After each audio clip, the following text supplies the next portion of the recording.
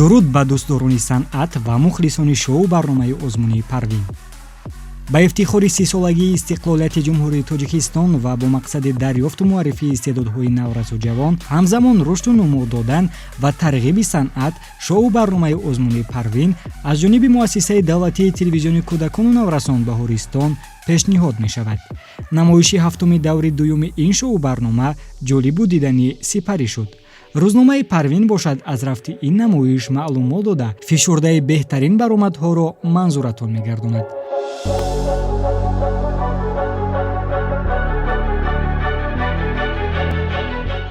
ҳайати ҳакамонро дар намоиши ҳафтуми даври дуюм ташкил медоданд. Сафаралӣ Қурбоналӣ, муовини директори Иттиҳодияи дастаҳои ҳунарии Кумитаи телевизион ва радиои назди ҳукумати ҷумҳурии Тоҷикистон; Исматулло Холов, муовини аввали директори Иттиҳодияи эҷодии дастаҳои ҳунарии Вазорати фарҳанги ҷумҳурии Тоҷикистон; Фароғат Саидова, ҳунарпешаи шоистаи Тоҷикистон, роҳбари бадеии ансамбли давлатии рақсии Лола; Зафар Абдуалимов, овозхони эстрада ва продюсер.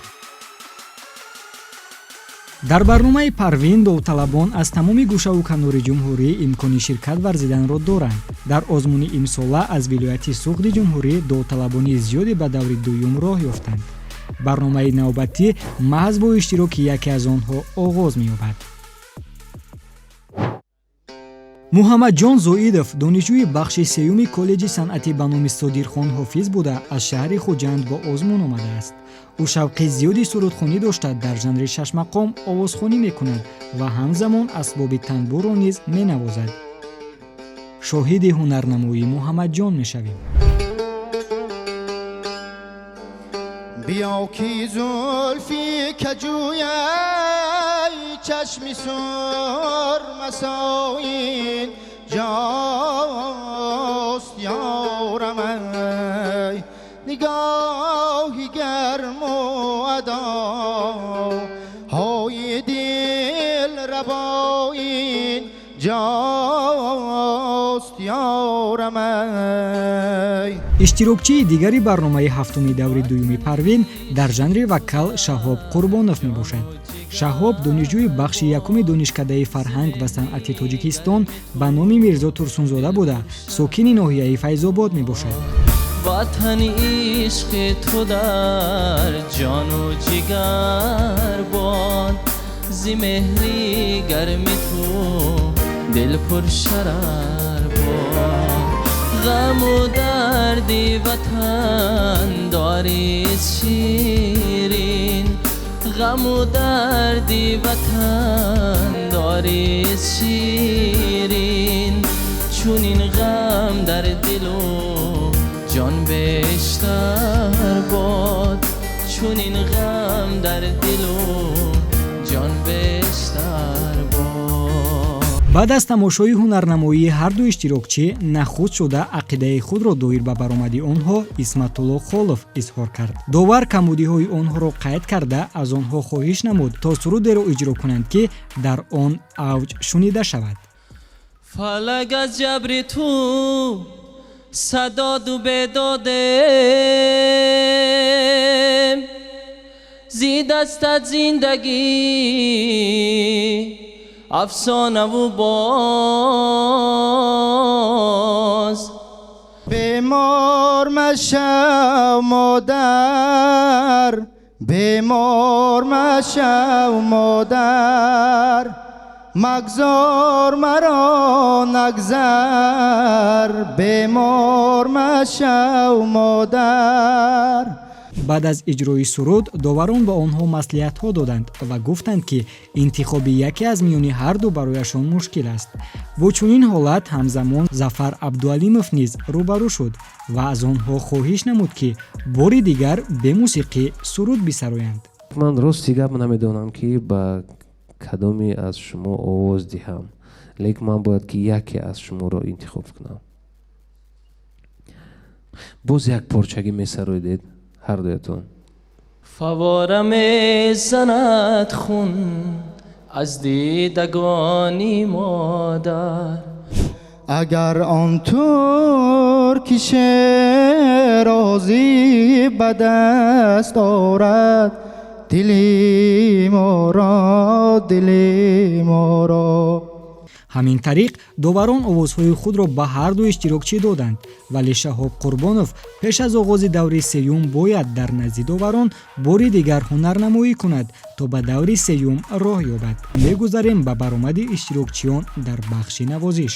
Дар ин бахш Ойчеҳра Сангинова ва Абдунабии Абдувалӣ миёни ҳам рақобат мекунанд. Ойчеҳра донишҷӯи бахши дуюми коллеҷи санъати ба номи Содирхон Ҳофиз мебошад. ӯ низ ба барнома аз шаҳри Хуҷанд омадааст ва тамрини дутор мекунад. таваҷҷӯҳ мекунем ба навозиши Ойчеҳра.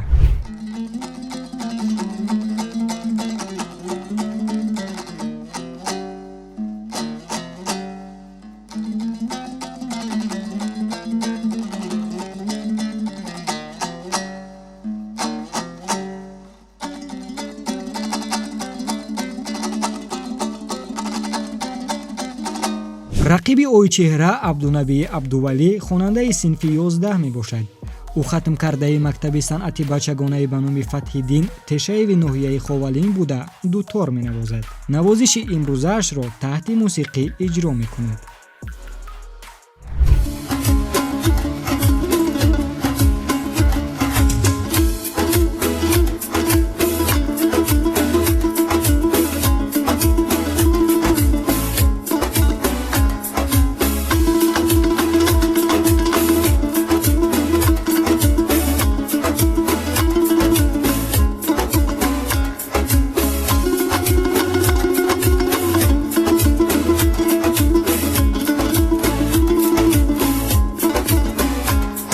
баъд аз баромади иштирокчиён доварон барои истеъдоди ҳарду иштирокчӣ офарин хонданд ва аз онҳо дархости як навозиши дигарро карданд.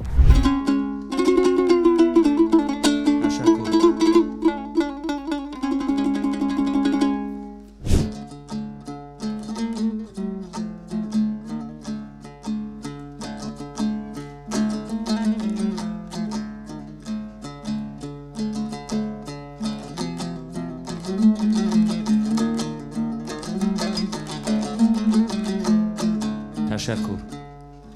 вале Исматулло Холов ба иштирокчии ин бахш Абдунабӣ эроди ҷиддӣ гирифт. Абдунабӣ мавзӯи гӯш кардани шумо омехта навохтед.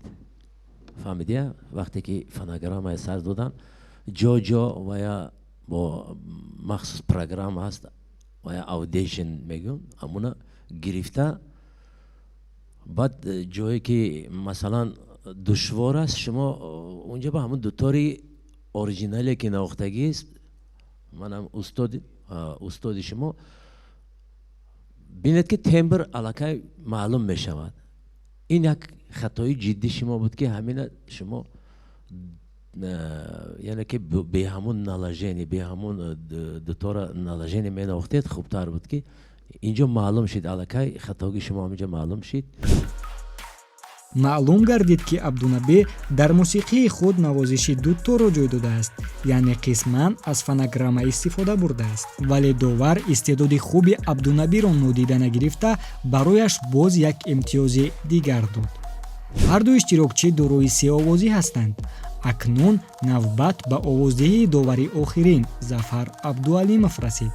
таваҷҷӯҳ мекунем ба қидаҳои ӯ.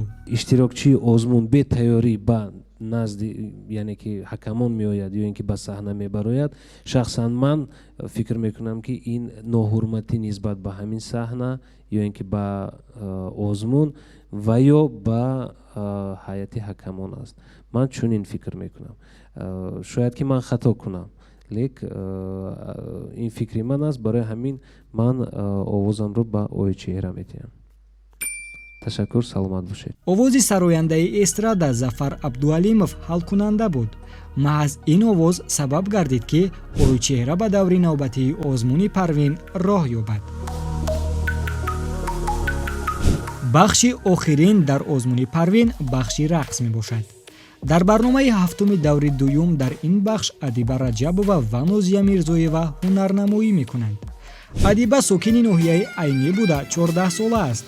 дар ҷодаи рақс устод надорад, худомӯз аст, вале маҳорати зебои рақсиданро дорад ва ин маҳорат сабаб гардид ки ба даври дуюми шоу барнома роҳ ёбад.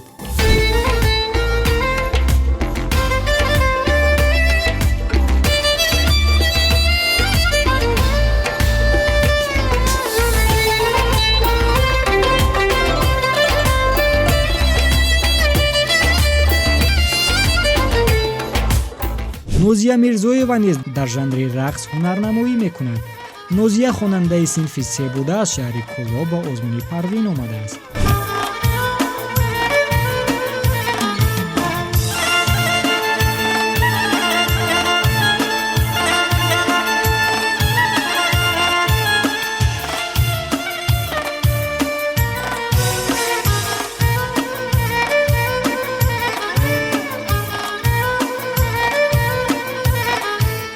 рақс аз ҷониби кӯдакон ҳамеша диданист, вале дар озмуни Парвин ҳирфаияти иштирокчиён ба назар гирифта мешавад. ҳаракатҳои рақс ба худ қоидаҳои махсус дорад, ки онро бероҳбар аз худ намудан хеле мушкил аст. чун дар минтақае ки адиба умр ба сар мебарад устодони рақс нестанд, Фароғат Саидова, довари озмун, барояш ваъда дод, ки соли оянда барои дохил шуданаш ба коллеҷи хореографӣ мусоидат хоҳад кард. ман шумо ба коллеҷи хореографӣ дохил мекунам. хуб, ба коллеҷи хореографӣ ба номи Малика Собирова.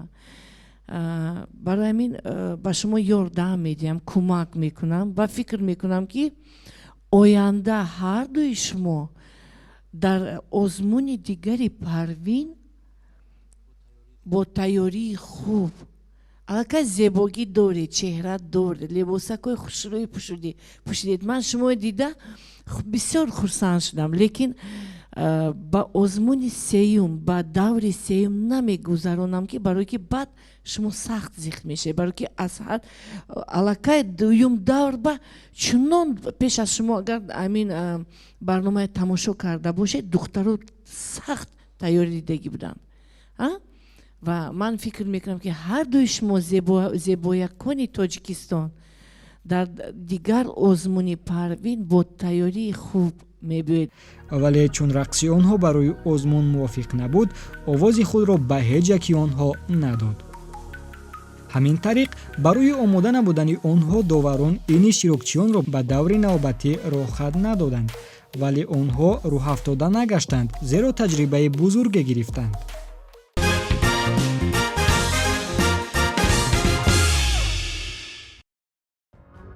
дар саҳнаи Парвин суруди Парвин садо медиҳад.